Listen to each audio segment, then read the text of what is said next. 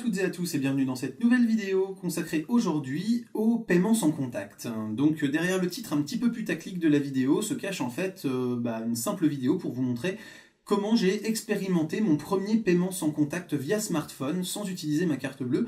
Ce qui fait que depuis que je l'ai expérimenté comme ça marche très très bien, ma carte bleue n'est pas vraiment beaucoup ressortie de mon portefeuille, aux quelques rares exceptions de choses que j'avais à payer et où il n'y avait pas encore de terminal NFC, ou alors des retraits en liquide directement dans les distributeurs qui pour l'instant ne sont pas encore compatibles avec le sans contact. Donc en fait, comment et pourquoi est-ce que j'ai testé ça? Eh bien parce que via Paylib, qui avait été lancé alors de mémoire par Société Générale, BNP, Crédit Agricole et Crédit Mutuel Arkea, en tout cas c'est ce que j'avais été voir sur le site en me documentant un peu avant la vidéo. Paylib qui servait initialement en fait de moyen de paiement un peu à la PayPal en fait sur internet.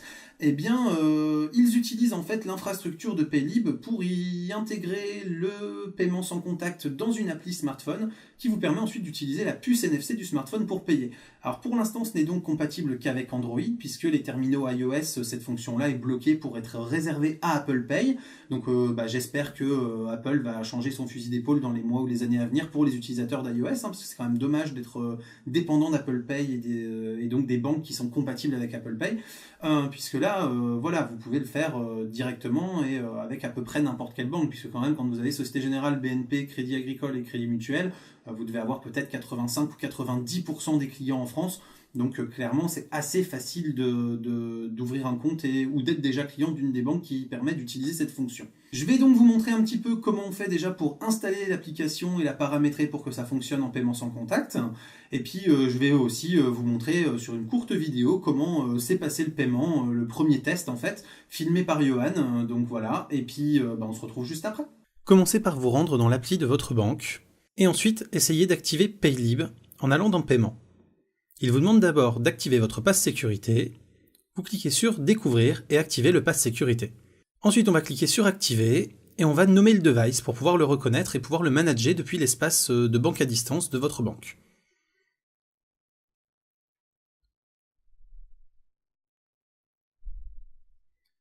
Ensuite on clique sur Continuer, et on a un petit temps d'attente pour recevoir un SMS avec un code de confirmation qui va permettre de vérifier que c'est bien un téléphone qui nous appartient avec lequel on est en train d'installer le pass sécurité avec nos identifiants.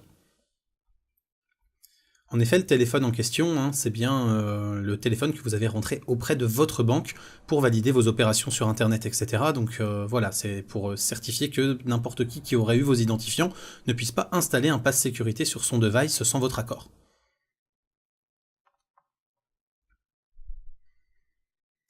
Ensuite, on a encore un petit temps pour l'activation.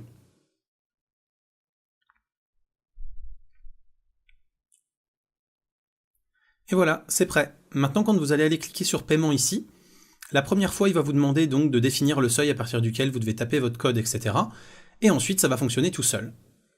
La phase d'après, c'est d'aller installer l'application Paylib et d'activer le NFC. Donc pour activer le NFC, ça va dépendre de votre téléphone. Là, par exemple, ça se fait directement dans les raccourcis. Et une fois que c'est fait, il suffit d'aller installer l'application qui s'appelle Paylib. Et je vais vous montrer un petit peu comment elle fonctionne.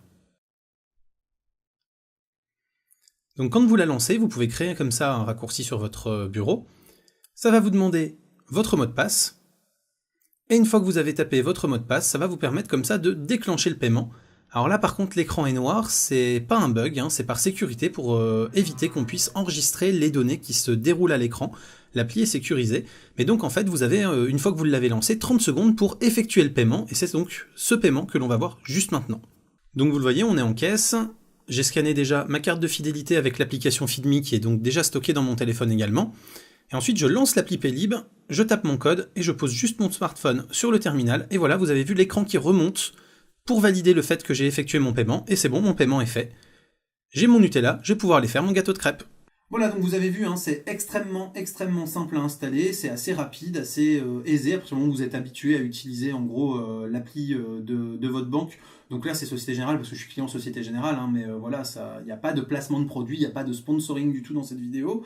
eh bien effectivement c'est vraiment intuitif, quoi. C'est pas plus compliqué que d'aller consulter ses comptes ou faire un virement avec l'appli de sa banque. On voit que ça marche extrêmement bien, hein. C'est simple, c'est rapide, et on peut sécuriser dès le premier centime avec le code secret, ce qui fait que contrairement à la carte, hein, en paiement sans contact, qui elle peut éventuellement être trop facilement piratée ou utilisée à son insu et qui fait flipper certaines personnes, et bien là dans le téléphone vous avez cette sécurité de devoir taper le mot de passe systématiquement, le code PIN, avant de faire le paiement, et donc d'être certain que si quelqu'un passe à côté, eh ben, il ne puisse pas déclencher un paiement ou vous piquer de l'argent trop facilement, hein, et sans que vous ne soyez au courant.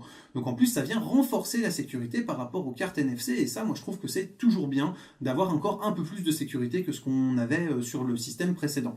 J'espère en tout cas que cette vidéo vous aura plu, vous aura permis de découvrir ce système que vous aviez peut-être raté au moment de son lancement, et éventuellement de vous y mettre et de pouvoir en profiter. Je vous dis à très bientôt pour plein de prochaines vidéos photos, techno, informatique et jeux vidéo, c'est-à-dire ce qui fait le contenu de la chaîne. Et d'ici là, continuez de regarder des vidéos sur YouTube et de rester curieux. Salut à tous, bye bye!